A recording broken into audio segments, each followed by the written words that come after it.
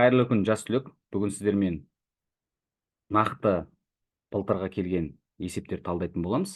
Енді мен бұл нұсқаның есептерін алдыңғы нұсқа талдауларда келесі нұсқа талдау 11-ші сыныпқа арналсын деген оқушыларға арнағым келеді. Сол оқушылар үшін шығарып отырмын. Енді 9-шы сыныптарда жазып жатыр. Келесі нұсқаларды 9-шы сыныптарға арнап шығарып қоюға тырысатын боламыз. Енді жалпы емтихан сұрақтары сіздерде екі бөлімнен тұрады. А бөлімі және Б бөлімі. А бөлімінде тест түрінде 15 сұрақ, 15 балл. Енді қандай есептер келеді дейтін болсаңыздар, осы каналда 5-6 нұсқа талданып тұр. Сол нұсқадағы есептерді бір қарап шығуға кеңес беремін. Сосын қандай тақырыптардан көбірек қиналасыздар, сол тақырыптарға байланысты көбірек есеп шығаруға тырысыңыздар. Б бөлімінің есептері сіздерде күнделікті шығарып жүрген БЖБ, ТЖБ есептеріңізге ұқсайды. Балл жинайсыздар, жалпы 60 балл, 51 баллдан жоғары жинасаңыздар, сіздерде жақсы үздік деген баға. 51-ден жоғары жинауларыңыз керек 5 алу үшін. Енді бірінші сұраққа кезек береміз. Есептеңіз дейді. Түбірдің қасиеттерін пайдаланасыздар. Мына 16-ға назар аударыңыздар. Ең түбірдің ішінде тұрған сіздерде 16, ол сіздерде 2-ның 4 дәрежесі, 4 негізде тұрғандықтан мен 2-ның 4 дәрежесі түрінде жазып алдым. Мына 4 пен 4 екеуі бір-бірімен жойылып кететін, сонда сіздерде 2-ге тең болады. 18-ді 2-ге көбейтсеңіздер 36, мен жазып алайын. 3 негіздегі түбір астында 21, түбірдің астында 18 көбейтілген 2. Ол деп отқандарыңыз 36. 36 түбірден шығатын болса 6-ға тең. 6-ны 21-ге қоссаңыздар 27. Куб негіздегі түбір астында 27 деп отқандарыңыз 3-тің 3 дәрежесі. Ол мынау сыртындағы куб негізбен жойылып кетеді де, сіздерде жауабы 3 деген варианты дұрыс болады екен. Екінші сұрақ. Логарифмдік функцияларының графиктері берілген. А, Б, С мәндерін бағалаңыз дейді. Алдымен логарифм не екенін еске түсіріп алайық. Логарифм деп отқандарыңыз мынау X көрсеткіштік функция, яғни А-ның Y дәрежесі. Бұдан не байқайсыздар? Y-дің мәні өскен сайын, мынау X-дің да мәні өседі деген сөз. Мынау енді өздеріңіз білетін А 1-ден артық болғандағы өспелі функция барлығы. Егерде былайынан жататын болса, ол кеммелі А 0 мен 1-дің арасында болады еді. Бұл жерде өспелі функция. Енді бағалап көрейік, мына жерде бір Y-дің мәнін бір Y0 деп алайын. Мына жерден бір X0, X1, X2 деген мәндер алайық. Байқасаңыздар, X1-дің мәні өскен сайын, Y-дің да мәні өсіп жатыр. X2-ның мәні өскен сайын, Y-дің да мәні. Онда сіздер нені байқайсыздар? Бұл жерде А-ның мәні ең кішкентай деген сөз. Яғни сіздерде барынша X-дің мәні өсетін болса, ол енді мән қойып тексеріп көргендеріңіз дұрысырақ шығар. Бұл жерде X1, X2 деп отқандарыңыз ол сандар. Мысалға, 2-ның 3 дәрежесі сіздерде 8-ге тең болатын болса, 3-тің 3 дәрежесі ол 27-ге тең болады. Сонда сіздерде бұл Y-ның мәніне байланысты. Y өскен сайын, X-ның да мәні сіздерде өседі деген сөз. Сонда А-сы ең кішкентай, Б одан үлкендеу, С деп отқандарыңыз ең үлкен мәні болады. Онда бізде Б нұсқасы дұрыс болады екен. Үшінші сұраққа қараймыз. Шекті есептеңіздер дейді. Шек деген сөз, мынау X-тің ұмтылып жатқан мәнін, мынау X-тің орнына әкеп қою. 3-тің квадраты азайтылған 9, 9-дан 9 азайтсаңыздар 0, 3-тен 3-ті азайтатын болсаңыздар 0, 0 бөлінген 0. Енді шексіздік бөлінген шексіздік, 0 бөлінген 0 деп отқандарыңыз анықталмағандық. Бұндай жағдайда біз есепті ықшамдауымыз керек. Мынау енді қысқаша көбейту формуласына келіп тұр. Шек X 3-ке ұмтылған кезде А квадрат минус Б квадрат, яғни 9 деп отқандарыңыз 3-тің квадраты А минус Б, А плюс Б болатын. Бөлімде сіздерде X минус 3. Мұны екеу бір-бірімен қысқарып кетті. X плюс 3, X-тің орнына кеп 3-ті қоятын болсаңыздар, 3 қосылған 3, сіздерде 6 деген жауап дұрыс болады деген сөз. Төртінші есепке қараймыз. Арк синус дейтін барлығы градустық мәндер, 45 градус, 45 градус деп отқандарыңыз пи бөлінген 4, арк косинус 2-ден 1, ол сіздерде 60 градус пи бөлінген 3, бөлімінде арк тангенс түбір асты 3 бөлінген 3, ол пи бөлінген 6. Енді ортақ бөлімге келтіреміз. 12 ортақ бөлімі. Мына жерге тоқтау үшін 3-тен 4-тен береміз. 3 пи азайтылған 4 пи ол минус пиді береді. Бөлінген пи бөлінген 6. Бөл деген сөз жай бөлшектерді бір-біріне. Оны кері санына көбейтіп жер деген сөз. Мына пи мен пи қысқарады. 12 мен 6 қысқарады. Сонда минус 2-ден 1 қалады екен. Ол деп отқандарыңыз минус 0,5 деген жауабы дұрыс болады. 5-ші есепке қараймыз. Логарифм негізгі қасиеттерін пайдаланамыз. Өрнектің мәнін табуымыз керек. 2 мынау 27-нің дәрежесі түрінде барады. Логарифм негіз қасиетінің біреуі. Логарифм 6 негіздегі 27-нің квадраты қосылған логарифмналардың өзін жазып алайын. Минус логарифм 6 негіздегі 81. Енді логарифмнің қасиеттері бойынша негіздері барлығынікі 6 болып тұр, яғни негіздері бірдей. Онда қосылып тұратын болса бір-біріне көбейтіледі. 27-нің квадрат деп отқанды мен 27 көбейтілген 27 деп жазып алайын. Қайсы қысқартқанға жеңілірек болады. Қосу 4 дейді. Онда көбейтілген 4. Минус 81 дейді. Онда бөлінген 81 деген сөз. Оны екеуі бір-бірімен қысқарады. 3, мына жерде 1, 27 мен 3-ті қысқартатын болсаңыздар 9, 9 мен 4-ті көбейтетін болсақ 36. 36 деп отқандарыңыз 6-ның квадраты. Енді логарифмнің қасиеті бойынша мынау 6, 2-сі алдына түсіп кетті. 2 логарифм 6 негіздегі 6. Мынау 1-ге тең. Онда бізде жауабы 2 болады екен. 6-ші есепке қараймыз. Мынау теңдеуді шешіңіз дейді. Тригонометриялық теңдеулер. Минус алдына шығып кетеді. Синус x бөлінген 2. Мынау келесі жаққа өтсе минус 2-ден 1. Екі жағында минус 1-ге көбейтіп жіберейін. Сонда бізде синус x бөлінген 2 тең болады плюс 2-ден 1-ге. Логарифмдік теңдеулер бізде x бөлінген 2 теңдеудің ана формуласын еске түсіреміз.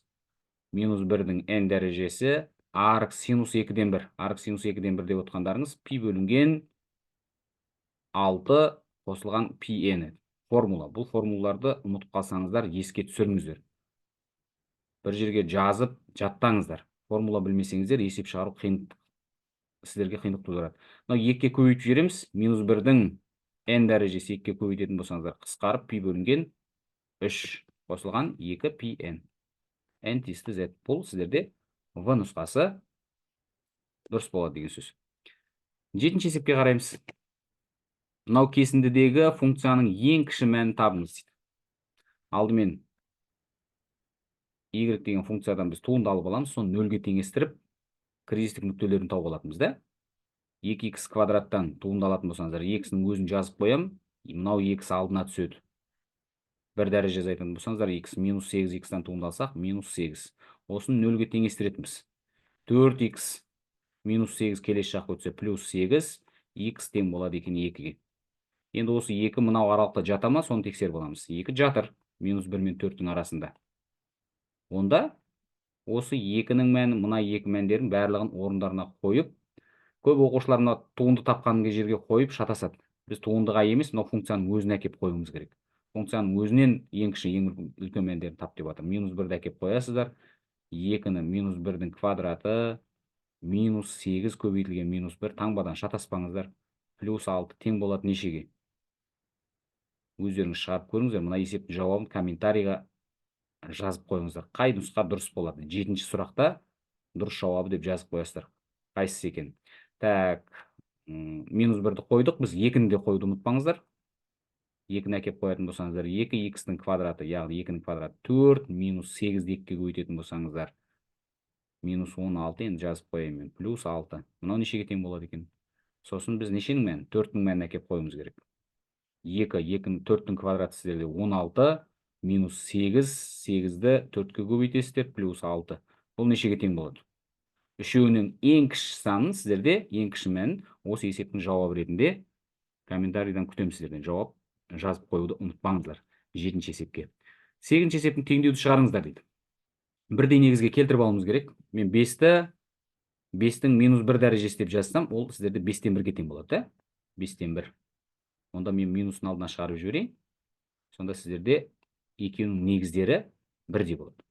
Енді екеуін де 5-ке келтірсеңіз болады, онда мынау кішкене екеуінің орнын алмастырып жазып, минус ішіне кіргізуіміз керек та. 5-тен 1 деп жазып алғанымыз ыңғайлырақ.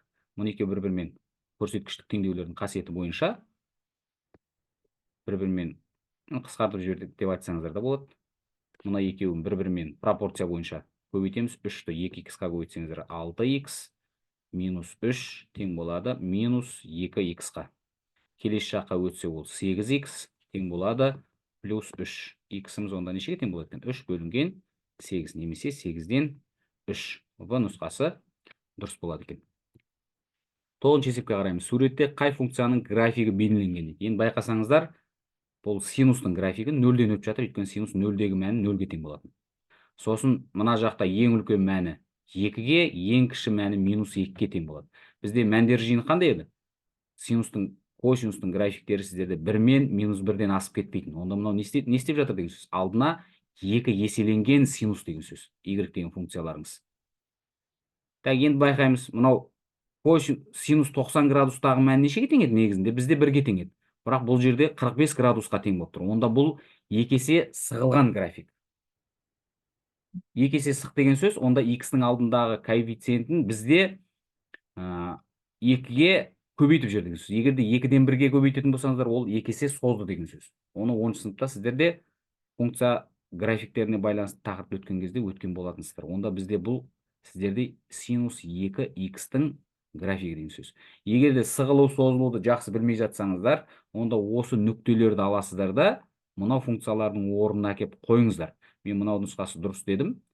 Енді тексеріп көрейін да. 0-ден 0. 2-ні 0-ге көбейтсеңіздер 0. Онда бізде шығып тұр. Пи бөлінген 2. Пи бөлінген 2. 2 мен 2 қысқарып кетеді. Синус пи. Синус пидағы мән 0. 0-ді 2-ге көбейтсеңіздер 0 шығып тұр. Онда бізде осы В нұсқасы дұрыс деп белгілейсіздер. Қалған нұсқаларын тексеріп көріңіздер, олар жауабы бола алмайды. 10-шы есепке қараймыз. Теңсіздіктің қанша бүтін шешімі бар екенін анықтаңыз дейді. Бірінші біз нені анықтауымыз керек? Мынау логарифмнің x минус 5 ол 0-ден үлкен сан болу керек. Анықталуы болсын мүмкін мәндер жиыны. Сосын x минус 5 негізі бізде 1-ден үлкен сан болып тұр. Онда біз таңбаны өзгертпейміз. Кіші болады 2-ның 2 дәрежесіне. Ол сіздерде 4-ке тең. Осы теңсіздікті шешіп, арасындағы қанша бүтін шешім бар екен анықтасақ болды. Келесі жаққа өтсе 5, x кіші немесе тең 4, 4-ке плюс 5, 9 болады, да? Онда бізден сұрап жатқан енді 2 не ретінде алып, 5-ден үлкен сандар, 9 боялады, ішіне кіреді, осыдан кіші сандар. Осы аралықта жатқан мәндер, яғни 5-ден үлкен 6, 7, 8, 9 бізде тік жақша болып тұр, боялып тұр 9. Онда дұрыс шешімі бізде 4 бүтін шешімі бар дейсіздер. Кездейсоқ экспериментте 2 ойын сүйегі лақтырылды. Түскен ұпайлар қосындысының 4-ке тең болу ықтималдығы дейді. Енді ықтималдық не екенін еске түсірейік. Ықтималдық деп отқандарыңыз керекті санды жалпы санына бөліп жіберу. Бізден жалпы сан түсінікті. 2 рет 2 ойын сүйегі лақтырылды дейтін болса, біреуінде 6-дан, екеуі бір-біріне көбейтіледі, сонда 36 болады, да? Көбейту ережесі бойынша. Так, енді қосындысы 4-ке тең дейді жағдайларды қарастырайық бізде. Бірінші жағы сіздерде 1-ге түсіп қалуы мүмкін, екінші жағы 3-ке түсіп қалуы мүмкін. Сосын қосындысы сіздерде бірінші ойын сүйегі 2, екіншісінде де 2 түсіп қалуы мүмкін, да? Бұл бір жағдай ретінде қарастырып жатырмыз. Сосын қандай? Бірінші ойын сүйегінің бір жағы 3 түсіп қалуы мүмкін, екіншісінікі бір жағы түсіп қалуы мүмкін. Сонда сіздерде жалпы керекті жағдай бізде 3. Бұл екеуін қысқартып жіберетін болсаңыздар, 12-ден 1 деген жауабы дұрыс болады екен. Есептеңіздер. Енді бұл алғашқы функцияны табу, анықталмаған интеграл. Ал мен жақшаларды ашып алайын. X-тің 4 дәрежесі мен X-тің 3 дәрежесін көбейтем. Негіздері бірдей болғандықтан қосылып кетеді. 4 пен 3 минус 2 X-тің кубы. dx. Енді дәрежесінен сіздерде алғашқы функциясын табатын болсаңыздар, 1 дәреже қосылады, 7-ге 1-ді қосасыздар. Сол санға бөлінетін минус 2 еселенген 3-ке біреу қосылатын соған бөлініп кететін. Плюс С. Енді мына жерде жауап жоқ екен, сіздерді ортақ бөлімге келтіріп қойған да. Ортақ бөлімі бізде 8. X-тің 8 дәрежесі. Мынаны 2-ге көбейтесіздер, сонда минус 2 X-тің 4 дәрежесі. Плюс С деген жауап. Бұл сіздерде 12-ші есепте бізде В жауабы дұрыс болады екен. 13-ші есепке қараймыз. Мынау функцияның графигіне x0 нүктесінде жүргізілген жанаманың теңдеуін жазыңыздар. Алдымен жанаманың теңдеуін еске түсіріп алайық. Ол берілген функцияның мынау x0 нүктесінің мәнін апарып қоямыз. Сосын туынды тауып, сол нүктеге осы x0 нүктесінің мәнін әкеп қоядымыз. Сосын x азайтылған x0. Бұл жанаманың теңдеуін жатқа біліңіздер. Көп кездеседі. Бірінші тауып алайық. x0 нүктесі бізде 2-ге тең. 2-нің мәнін апарып, мынау x-тің орнына қойып шығамыз. 2-нің квадраты қосылған 1. Онда бізде нешеге тең болады? 5-ге тең болады. Екінші біз туынды тауып аламыз. Туынды табатын болсаңыздар, мынау x алдына түсіп кетеді. 1 дәреже азайтасыздар, x. Саннан туынды алсаңыздар, өзіне тең. Енді осы тапқан туындыға мынау 2-ні әкеп қоюымыз керек. 2-ні 2-ге көбейтсеңіздер, ол 4-ке тең болады. Енді мынау барлығын орындарына әкеп қоямыз. Сонда жанаманың теңдеуі, мынау тапқан мәніміз бізде 5-ке тең болған, плюс мынау тапқан мәніміз 4-ке тең болған. X-тан нешені азайтамыз? X0-ді, яғни 2-ні азайтамыз. Жақшаны ашып жібересіздер. 5 плюс 4x минус 8. 4x минус 3. Ол бізде С жауабы дұрыс болады екен. 14-ші есепке қараймыз. Мынау функцияның туындысын табыңыздар дейді. Туынды аламыз. 7-нің өзін жазып қоямыз. Косинустан туынды алатын болсаңыздар, минус синус x болатын да. Мынау күрделі функция, алдымен мынау 7x-тан туынды алып аласыздар, ол 7-ге тең. Синус 7x-тан туынды алатын болсаңыздар, ол косинус 7x. Енді мынандай жауап жоқ екен бізде. Сіздерде минус 7-сін жақшан сыртына шығарып жүрген ғой деймін да. Минус 7-сін жақшан сыртына шығарса, онда бізде синус x, минус шығып кетті, бізде таңба, онда косинус болады. Косинус 7x. Бұл жауабы бізде Е жауабында тұр екен.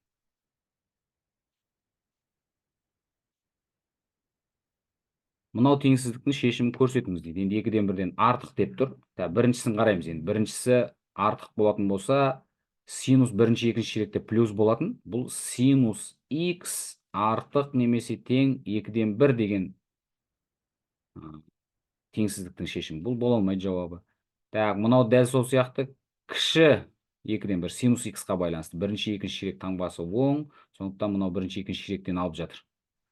С жауабын қараймыз. С жауабы сіздерде косинус 2-ден 1 оң сан болып тұр. Косинус бірінші және төртінші ширекте оң болатын. Вот мына жауабы сіздерде дұрыс жауап бола алады. С жауабын белгілеп қоясыздар. Ал мынау сіздерде кіші жағын белгілеп тұр. Сондықтан жауап бола алмайды. Енді қалғанын сіздер дұрыс жауабын тапқаннан кейін тексеріп керек емес деп ойлаймын. Қарап көріңіздер, бір-бірінен айырмашылығын қарап алыңыздар. Тригонометриялық теңсіздіктерді шығарған кезде не бірлік шеңбер салып шығарсаңыздар кішкене жеңілірек болады, немесе формуласын жаттап алуға кеңес бермеймін, бірлік шеңберді түсініп алыңыздар. 16-ші есеп сіздерде шығару жолын жазу керексіздер. Енді бұл жерде мұқият боласыздар. Кейбір есептерде енді алтын белгі, қызыл аттестатқа үміткер оқушылар болатын болса, қандай формулаларды қолданып жатырмыз, соның барлығын жазып отыруға тырысыңыздар. Олардың барлығы сіздерде критерийлермен бағаланады. Сондықтан мұқият болып, әрбір есептің шығару жолын дұрыстап жазуға тырысыңыздар. Енді мынау көрсеткіштік теңсіздіктердің қасиеттерін пайдаланыстар екеуін бірдей негіздерге келтіріп алуымыз керек. Енді 100-ден 1 деп отқандарыңыз 0,100-ден 1 деп отқандарыңыз 0,1-дің квадраты дейміз. Негіздері бірдей, бірақ 0 мен 1-дің арасында жататын болса, бізде таңба ауысатын еді. Осы жеріне мұқият болсаңыздар болды. Қалғандары сіздерде түсінікті. 3x минус 1, ол 2-ден артық екен. Сонда 3x-іміз артық болады екен. 2 мен плюс 1 болып өтті. 3x-іміз 1-ден артық болады екен. Енді сіздерден осы теңсіздік шеш деп тұрған жоқ. Ең кіші бүтін шешімі дейді. Ең кіші бүтін шешімі деген не деген сөз? Мынау 1-ден үлкен, 1-дің өзі кірмейді. 1-ден үлкен 2 деген сан бар. Онда бізде осы есептің жауабы деп сол сөзбен жазыңыздар. Жауабы сіздерде 2 болады екен. Келесі есеп. Материалдық нүкте түзу сызық бойымен мынандай заң бойынша қозғалады дейді. Материалдық нүктенің уақыты 4 секунд болған мезгілдегі жылдамдықты табыңыздар дейді. Енді бізде жылдамдықты табу үшін осы қозғалыстың ара қашықтықтан туындалып жүрсеңіздер жеткілікті. Так, 3 алдына түсіп кетеді. 3t квадрат 1 дәреже азайтасыздар. Минус x алдына түсіп 4 пен көбейтіледі. 8t плюс 5 болады. Енді осыған алып келіп не істейсіздер дейді. 4-тің мәнін әкеп қоясыздар дейді t-ның орнына. Яғни 3-ті t-ның квадратына, яғни 4-тің квадратына минус 8 көбейтілген 2 қосылған 5. Мынанда жауабын жазып қойыңыздар. 17-ші есеп жауабы деп. Немесе 17 жауабын жазып қоясыздар. Комментарийға жауабын жазуды ұмытпаңыздар. Так, енді материалдық нүктенің 2 секунд уақыт аралығындағы үдеуді табыңыздар. Үдеу дегеніміз осы жылдамдықтан туындалыңыздар. Мынадан туындаламыз. Үдеу деп отқандарыңыз жылдамдықтың туындысы. Немесе ара қашықтықтан 2 рет туындалғанға. 3t квадрат минус 8t плюс 5-тен туындаламыз. Онда сіздерде мынау x алдына түсіп кетеді, 3 пен көбейтіліп 6t минус 8 саннан туындалсаңыздар 0-ге тең. Енді осыны аласыздар да уақыттың орнына келіп 2-ні қоямыз. Жауабын жазып қойыңыздар. 6-ны 2-ге көбейтеміз, минус 8. Бұл сіздерде 4 метр секунд квадрат деп жауабын жазып қоясыздар. Асының жауабын комментарийға жазып қоюды ұмытпаңыздар. Так, 18-ші есепке қараймыз. Мына өрнектің мына түрінде жазылатын көрсетіңіз дейді. Бірінші біз 2 косинус квадрат x-ке қараймыз. Ол сіздерде тригонометриялық негізгі теңдеу. Синус квадратты косинус квадратқа қосатын болсаңыздар, ол 1-ге тең болады. Осыдан біз нені тауып аламыз? Косинус квадратты тауып аламыз. Ол деп отқандарыңыз 1 азайтылған синус квадрат деген сөз. Осыны апарасыздар да мына косинус квадраттың орнына қойып жібереміз. 2 еселенген 1 азайтылған синус квадрат тең болады 4 синус x. Енді барлығын бір жаққа жинаймыз. Жақшаларды ашасыздар. Плюс 2 синус квадрат минус 4 синус x тең болады 0-ге. Мынаның өзін жазып қоямыз. Так, 3,5-тен 2-ні азайтатын болсаңыздар, плюс 1,5 шықты. Тең болады 0-ге. Так, енді осы өрнектің теңдеуін шешіңіз дейді. Мұндағы x-тің мәні 0 мен 180 градустың арасында дейді. Шартқа мұқият болыңыздар. 0 мен 180 градустың арасы деген сіздерде есептің жауабына әсер ету керек. Жаңа айнымалы енгіземіз. 2 синус x квадрат, енді берілген жазбай қойын. Синус x не деп алайық біз? Бір t деп алыңыздар. Жаңа айнымалы енгіземіз. Мына синустың орнына t-ны қойып шығамыз. 2t квадрат минус 4t плюс 1,5 тең болады 0-ге. Енді мынаны сіздер барлығын 2-ге көбейтіп жіберіп, бүтінге айналдырып алып, сосын дискриминант тапсаңыздар болады. Немесе осы жерден таба берейік. Дискриминант сіздерде минус 4-тің квадраты 16 азайтылған 4 көбейтілген 2 көбейтілген 1,5. 1,5 пен 2-ні көбейтсеңіздер 3, 3-ті 4-ке көбейтеміз 12, 16-дан 12-ні азайтсаңыздар 4, ол деп отқандарыңыз 2-нің квадраты. Енді t1 мен t2-ні табамыз осыдан. Минус b деп отқандарыңыз плюс 4 плюс минус 2 бөлінген 2 көбейтілген 2. Ол сіздерде 4-ке тең болады. Енді осыдан 4-ке 2-ні қоссаңыздар 6, 6-ны 4-ке бөлеміз. Ол деп отқандарыңыз 2-ден 3 қысқарып. 4-тен 2-ні азайтамыз. 2, 2-ні 4-ке бөлсеңіздер, ол сіздерде 2-ден 1. Енді осы біз t-ларды таптық, x-ті тапқан жоқпыз. Орнына әкеп қоямыз. Синус x-іміз нешеге тең екен? 2-ден 3-ке тең екен. Синус x-іміз 2-ден 1-ге тең екен. Мұнау сіздерде шешім бола алмайды, өйткені синустың мәндері бізде 1 мен минус 1-дің арасында жату керек. Мәндер жиында. Екіншісіне қараймыз, ол сіздерде минус 1-дің n дәрежесі, яғни минус 1-дің N дәрежесі 2-ден 1. Арк синус 2-ден 1-ден нешеге тең? Пи бөлінген 6 қосылған пи n. 30 градуста n тиісті z. Онда біз енді 0 мен 180 градус арасындағы мәндерін табуымыз керек. Яғни біз бірінші x0-ді тауып алайық. Яғни мынаның орнына әкеп нешені қоямыз? 0. Минус 1-дің 0 дәрежесі 1-ге тең.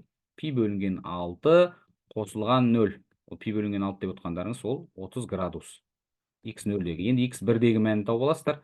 Мынаның орнына 1-ді қоятын болсаңыздар. Минус пи бөлінген 6 минус 30 градус. Пиді 1-ге көбейтетін болсаңыздар 180 градус. Пи деп отқандарыңыз 180. 180-нен 30-ды азайтсақ 150 градус болады екен. Енді минус 1-ді әкеп қоямыз. Минус 1-ді әкеп қояйық. Минус 1-дің минус 1 дәрежесі мына жерде минустан шығып кетеді. Енді мынау жауап ретінде кірмейді. Өйткені бізде есептің шартында 0 мен 180 градус арасында деп тұр. Онда жауабына жазасыздар. Жауабы деп толық жазыңыздар. 30 градус және де 150 градус. Теңдеуді шешіңіз дейді. Екі жағын бірдей. Енді бірінші біз мүмкін мәндер жиынын қарастырып алуымыз керек. Мынау жұп дәреже болғандықтан. Онда x квадрат плюс 6x оң сан болу керек. Мынаны 0-ге теңестіріп алып, сосын түбірін табамыз, да? X-ті жақшан сыртына шығаратын болсаңыздар, x плюс 6 тең болады 0-ге, x 0-ге тең, x-іміз нешеге тең? Минус 6-ға тең. Онда мынау сіздерде минус 6 мен таңбалар қандай? Плюс, минус, плюс. Бізге керегі плюс жағы. Так, мүмкін мәндер жиын. X-ні қабылдайтын мәндер минус шексіздіктен минус 6-ға дейін. 0-ден плюс шексіздікке дейін екен. Бұл қазір жауабына әсер етеді.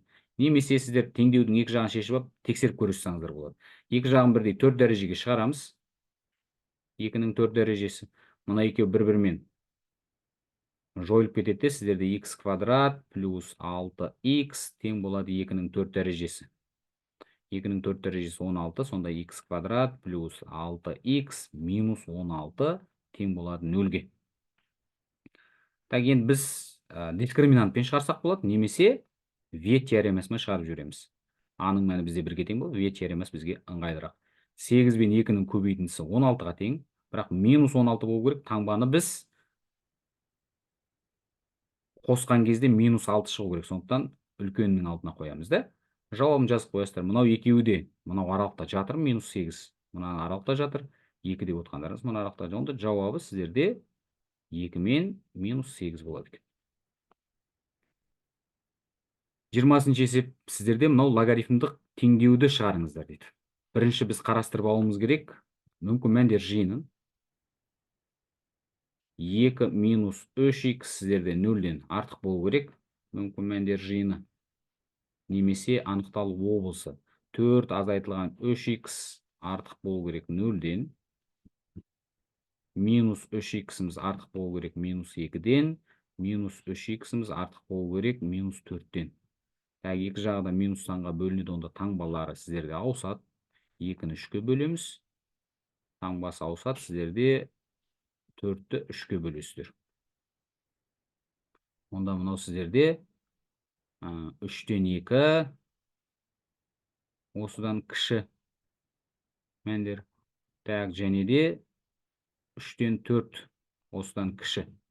Онда x-тің қабылдайтын мәндері минус шексіздіктен 3-тен 2-ге дейін. Так, енді біз логарифмдік қасиеттерін пайдаланамыз. Барлығының негіздері бірдей болып тұр. Онда азайту таңбасы тұратын болса не істейтін едік? Бірдей негізге келтіре аламыз, да? Бөлінді түрінде жаза аламыз. 3 бөлінген 2 минус 3x. Мына жерде де дәл сол сияқты мен мына 2-ні былай жаза аламын. Логарифм 2 шығу үшін 2 негіздегі 4 деп жаза аламын, да? Сонда 2-ның 2 дәрежесі сіздерде 4-ке тең болады. Онда біз логарифм 2 негіздегі мынау 4-ті неге бөліп жібересіздер? Осы жерінен мұқият болыңыздар. 4 азайтылған 3x-қа. Енді екі жағында негіздер бірдей болды. Онда мұны екеуін жойып жібере аласыздар. Сонда бізде пропорция бойынша мұны екеуі көбейтіледі бір-біріне. 2 мен 4-ті көбейтетін болсаңыздар 8 минус 12x. тең болады. Так, 4 пен 3-ті көбейтсеңіздер 12, мұны екеуін көбейтсек минус 9х. Бір жаққа жинаймыз. Сонда минус 12х плюс 9х минус 3х. 12-ден 8-ді азайтасыздар. 12-ден 8-ді азайтсақ, бізде 4 болады. Онда х-ымыз минус 3-тен 4 болады екен. Енді осы мынау аралықта жатыр. Минус сандар. Онда жауабы осы болады деп жауабына жазып қоясыздар. Мүмкін мәндер үшін қарастыруды ұмытпаңыздар. 21-ші есеп. Мынау фирманың табаны шаршы пішіндес, ал бетінің ауданы 192 сантиметр квадрат болатын беті ашық қорап шығару жоспарлап отыр дейді. Ауданы 192 сантиметр квадрат бол. Шаршының қабырғасы x сантиметр дейді. Енді мынау төбесі ашық дейді. Мына жағы ашық коробка екен. Қабырғасы мынау x-қа тең. Ал биіктігі h. Мынау биіктігі h екен. Так, енді